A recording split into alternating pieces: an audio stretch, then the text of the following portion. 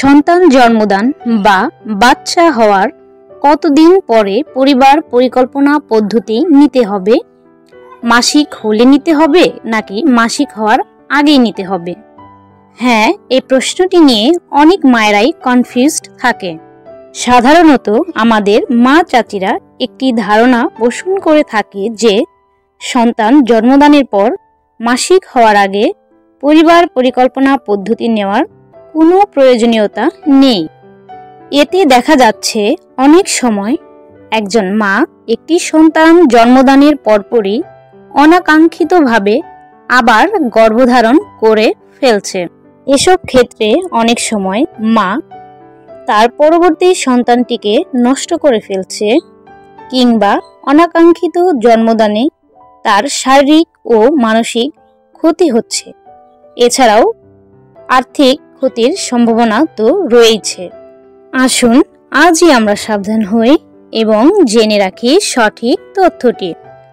প্রথম যে ভুল ধারণাটি দূর করা প্রয়োজন তা হলো বাচ্চা হওয়ার পরে মাসিক না হলে গর্ভধারণ হবে না। এটি একটি প্রচলিত ভুল ধারণা। বাচ্চা হওয়ার পর অনেকের মাসিক তাড়াতাড়ি হয়, আবার দেখা যায় অনেকের দীর্ঘদিন পর হয়। দেখা যায় 1 বছর বা 15 মাস পর্যন্ত অনেকের মাসিক হয় না। এটি একটি স্বাভাবিক প্রক্রিয়া। তাই বলে মাসিক না হলে গর্ভধারণ হবে না এমনটি কিন্তু একেবারেই নয়। বাচ্চা হওয়ার পর মাসিক না হলেও গর্ভধারণ হতে পারে। তাই সবচেয়ে বুদ্ধিমানের কাজ হলো যে কোনো একটি নিরাপদ পদ্ধতি বেছে নেওয়া। বলা হয় বাচ্চা বুকের দুধ খেলে গর্ভধারণ হবে না। এই বিষয়টি নিয়েও আমাদের ভালোভাবে জানতে হবে। সাধারণত বাচ্চা হওয়ার পরবর্তী 6 মাস পর্যন্ত এটি কার্যকর করা যেতে পারে।